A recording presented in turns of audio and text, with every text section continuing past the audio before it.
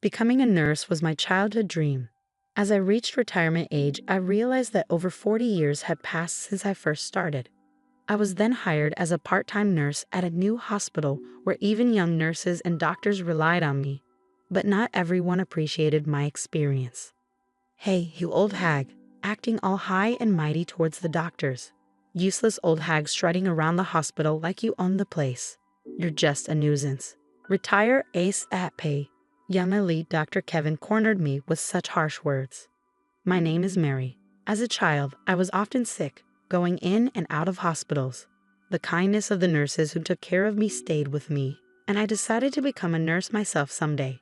When my health improved, I pursued a nursing degree at university and finally achieved my dream of becoming a nurse. Lost in my work, over 40 years had passed. Nursing is tough, with long hours and responsibility for patients' lives, so naturally there were many hardships. But seeing the smiles of patients leaving the hospital made me determined to keep going, no matter how tough it got.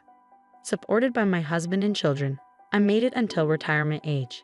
However, I wanted to continue working, so I applied for a part-time position as a temporary nurse. My children were already independent, and my husband encouraged me to pursue what I loved. So I decided to take his words to heart. Fortunately, the hospital where I was newly hired as a part-time nurse was the best place where I could utilize my knowledge and experience. Young nurses and doctors relied on me, and I found myself playing the role of a mentor within the group before I knew it. However, there was one young elite doctor, Kevin, who seemed to dislike me for some reason. Despite greetings, he ignored me and often resorted to childish harassment. "Good morning, Dr. Kevin," I said, but he just huffed and walked away. Feeling down about Kevin's attitude at the nurse station, a colleague comforted me. Kevin ignored me again. "Did I do something wrong?" I asked. "It's okay, just leave it. That guy might have good skills. But being unable to communicate with others makes him the worst kind of doctor," she replied. One day, out of the blue, Kevin came up to me and demanded that I quit my job. That day, Kevin seemed unusually moody. Had he made a mistake? Had a patient said something he didn't like? As I watched him childishly hit hospital equipment, I lightly reprimanded him. "Dr. Kevin, please control your temper. It's pitiful to take it out on equipment."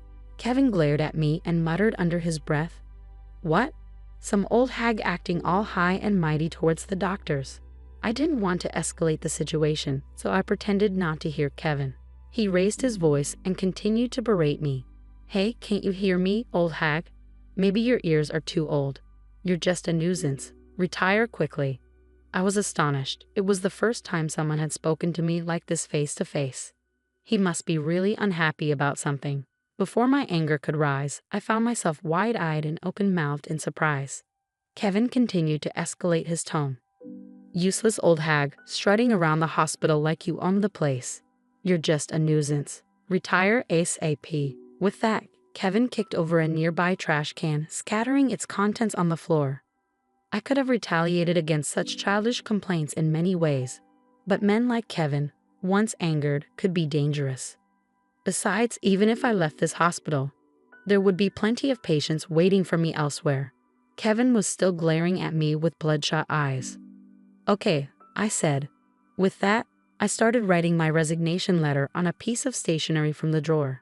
"That's right, old hag, about time you understood," Kevin sneered, satisfied as he watched me hastily write my resignation. He turned and left. I put the resignation letter in an envelope and took it to the director's office. Since the director was not there, I left it on his desk. Tomorrow was my day off, so on my next working day, I would take my belongings from the locker. I needed to greet the patients I was in charge of and tie up loose ends at the hospital. I had no regrets because I always gave my all to my work. When we work for a long time, there are inevitably people like Kevin whom we just can't get along with. It's better to leave a place where such people are present as soon as possible. I thought I could work at any new place if I wanted to.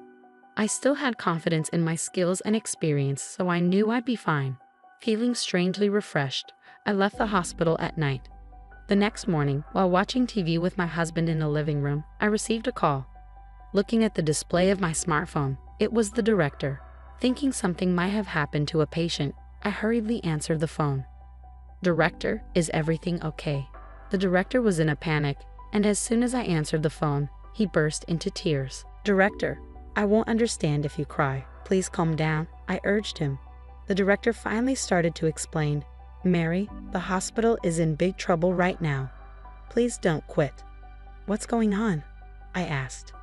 The director's story went like this. One of the other night shift nurses must have noticed the resignation letter I placed on the director's desk. Overnight, rumors spread among the nurses that I was resigning. The nurses began to say one by one, "If Mary leaves, we'll leave too." Except for emergency patient care, the nurses went on strike. Outpatient care was in complete chaos, and panicked patients seemed on the verge of rioting outside the hospital. This was the first time such a thing had happened since the hospital opened, and the director himself was at his limit, unable to respond. "We're in big trouble if we can't get you back, Mary," the director cried. "What's the cause? Is it the treatment? The environment? Anything, please tell me." I started feeling sorry for the director. I was worried about the patients and wanted to rush to the hospital right away, but I held myself back and explained what Kevin had said to me last night to the director. The director was surprised, but he must have somehow sensed Kevin's dislike towards me. He quickly agreed. "I'm sorry for what happened. I'll talk to Dr. Kevin severely about this. Can you please come back?" "No, I want Dr. Kevin to apologize to me directly. If he does that, I'll reconsider." "Understood. It's really tough, Mary.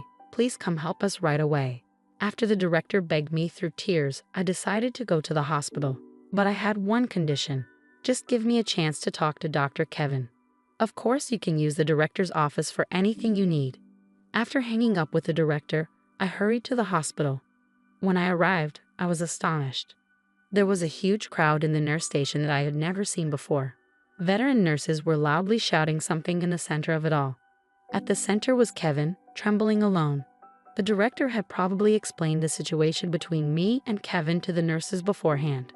The nurses, unable to bear it any longer, seemed to have called Kevin to the nurse station. "Dr. Kevin, go apologize right away and convince Mary." "That's right. I can't believe Mary has to quit because of you." "Quit? You should quit." They all chorused. Kevin, young and inexperienced, had probably never been cornered like this by angry women before. He had been silent with a tense face all this time. Feeling sorry for Kevin, I decided to intervene and help him.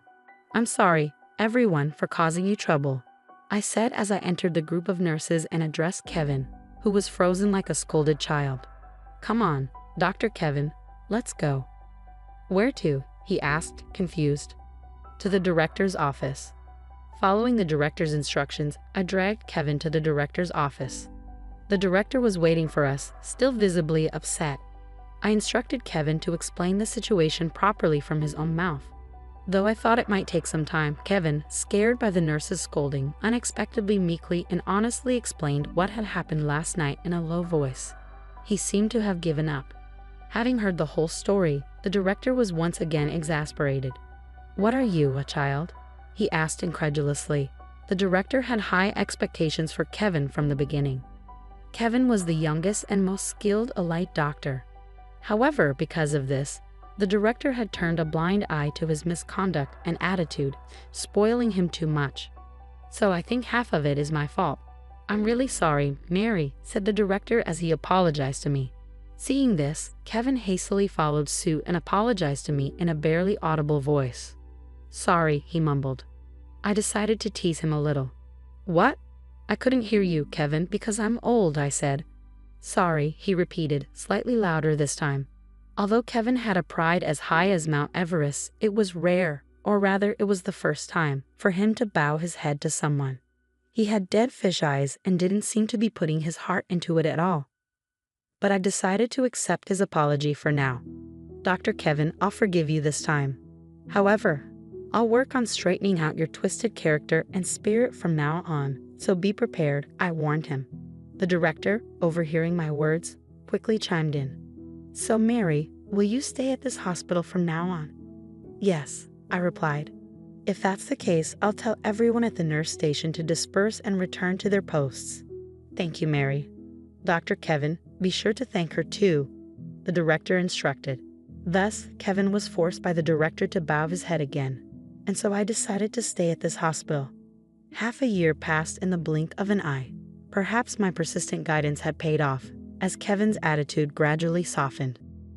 He seemed to have learned from me how to interact with and care for patients in his own way. Now he has become a well-respected doctor with a good reputation among patients and is accepted by the nurses, although sometimes teased about that incident. However, he still seemed a little uncomfortable around me and never won against me. Even though I tried to speak to him kindly, he always seemed nervous. "Dr. Kevin," I called. "Hey, yes, what is it?" he replied, startled. "I brought some snacks, so let's make some coffee and eat together." "Come on, sit here with us," I invited. "Oh, okay," he agreed hesitantly. Back when Kevin just disliked me, I never imagined a day when we would sit together with him and the nurses, eating snacks. Working for a long time, such things happen, and that's why this job is interesting after all. Mary, 65 years old, I'll continue to work as an active nurse. The nurses were delighted at my words. However, Kevin alone was looking up at the ceiling. How was today's story? Please also consider subscribing to the channel. Well then, let's meet again in the next video.